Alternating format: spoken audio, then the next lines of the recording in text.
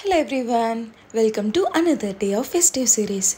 ఏంటి దియా చేయకుండా చపాతీ చేస్తున్నాను అనుకుంటున్నారా? దియా కోసమేనండి చపాతీ చేసేది. నేనైతే ఇక్కడ మైదాలో అంటే 2 కప్స్ మైదాకి 1 కప్ వాటర్ వేసి గట్టిగా ప్రిపేర్ చేసుకున్నాను బాల్ లాగా. సో దాంట్లో నేను రెడ్ కలర్ రావడానికి గోపురం కుంకుమ యూస్ చేశాను అనమాట.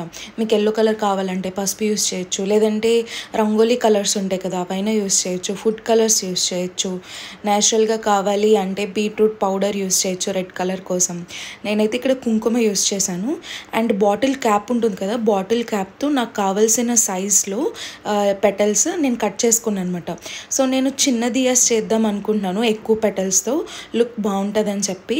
మీకు పెద్ద దియాస్ కావాలి అంటే వేరే సైజ్ కప్స్ కానీ లేదంటే స్పూన్స్ కానీ రౌండ్ స్పూన్స్ కానీ అట్లా యూస్ చేయొచ్చు. సో నేను ఇక్కడ ఒక దియాకి ఒక 10 to 15 పెటల్స్ యూస్ చేసుకున్నాను. అండ్ మన దగ్గర ఏ గ్లాస్ అయినా యూస్ చేయొచ్చు. నేనైతే ఇక్కడ షార్ట్ గ్లాసెస్ ఉంటాయి కదా, షార్ట్ గ్లాసెస్కి ఎడ్జెస్కి ఆయిల్ అప్లై చేశాను. మనం దాని మీద పెటల్స్ని ప్లేస్ చేయాలన్నమాట. ఆ పెటల్స్ని ప్లేస్ చేశాక ఆ గ్లాస్ని రిమూవ్ చేసినప్పుడు పెటల్స్ దానికి అంటుకోకుండా ఉండడానికి నేను ఆయిల్ యూస్ చేశాను. ఇక్కడ ఒక పెటల్ లోపల సగం కనిపించేలాగా మీన్స్ హాఫ్ ఫోల్డ్ చేసుకుని దానికి స్టిక్ చేసుకోవాలన్నమాట. ఒక పెటల్కి టచ్ అవుతూ. ఆల్రెడీ మైదాలో ఎలాస్టిసిటీ ఉంటుంది కాబట్టి గమ్ ఏం అవసరం లేదు. ఇలాంటి ఫ్లవర్స్ మన ఛానల్లో చాలా పోస్ట్ చేశాను, మీకు కనుక నచ్చితే ఇంట్రెస్ట్ ఉంటే డూ చెక్అవుట్. సో ఒక లేయర్ అంతా ఫ్లవర్ పెటల్స్ అట్లా స్టిక్ చేసుకున్నప్పుడు ఇంకా బల్జ్గా రావాలి అంటే ఫ్లవర్ లోపల కూడా ఇంకొక లేయర్ స్టిక్ చేసుకోండి. నేనైతే ఇక్కడ 3 layers ఆఫ్ పెటల్స్ స్టిక్ చేశాను. సో ఒకదాని పక్కన ఒకటి అంటుకుంటూ ఉండడానికి కొంచెం ప్రెస్ చేయండి. ఎందు గురించి అంటే మామూలు పేపర్ ఫ్లవర్స్ యూస్ చేసినప్పుడు నెక్స్ట్ లేయర్కి గమ్ యూస్ చేస్తాం, బట్ కాకపోతే దీనికి అవసరం లేదు. సో నెక్స్ట్ లేయర్కి ఫస్ట్ లేయర్కి అటాచ్మెంట్ రావాలి అంటే కొంచెం ప్రెస్ చేస్తుండండి.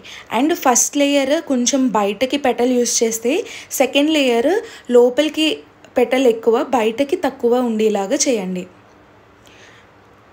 అండ్ ఫైనల్ అవుట్పుట్ మీకు చూపిస్తాను. సో దాన్ని బట్టి మీకు ఎలా అరేంజ్మెంట్ చేసుకోవాలి, ఎందుకు ఫ్రంట్కి ఎక్కువ పెట్టాలి పెటల్ని, బ్యాక్ ఎందుకు పెట్టకూడదు అని చెప్పి మీకు అర్థమవుతుంది.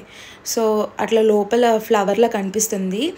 ఈ బేస్ ఉంటుంది కదా, మనం దియా పేస్ట్ చేసుకోవడానికి బేస్ కావాలి కాబట్టి ఇంకొక ఫ్లోర్ మిక్స్ తీసుకొని సర్కిల్లా కట్ చేసుకుని దానికి అటాచ్ చేసుకున్నాను అనమాట. వన్స్ మీకు అంతా అయిపోయాక ప్రిపరేషన్ దియాని గ్లాస్ నుంచి రిమూవ్ చేయండి. చూసారా ఎంత బ్యూటిఫుల్గా వచ్చిందో. నాకైతే ఇక్కడ ఒక ఫ్లవర్ పెటల్ నేను గట్టిగా ప్రెస్ చేయలేదు, అందుకనే స్టిక్ అవ్వలేదు. సో ఇలాంటి వీడియోస్ మన ఛానల్లో చాలా పోస్ట్ చేశాను. మీకు కనుక నా కంటెంట్ నచ్చితే ఏం చేయాలో తెలుసు కదా, do like, share and subscribe. And ఈ అప్కమింగ్ ఫెస్టివల్స్ ఉన్నాయి కదా, దసరా, దివాళీ, బోనాలు. సో వీటన్ని ఫెస్టివల్స్కి ఇలాంటి క్రాఫ్ట్ ఐడియాస్ మంచిగా యూజ్ అవుతాయి. మీకు కనుక నచ్చితే ఫాలో అవ్వండి. సింపుల్గా నేను ఇక్కడైతే ఆవునే దీపం తీసుకున్నాను. చూడడానికి ఎంత బ్యూటిఫుల్గా ఉన్నదో కదా, మీ చేతులతో మీరు ప్రిపేర్ చేసుకున్న ఆట దియా విల్ బి రెడీ.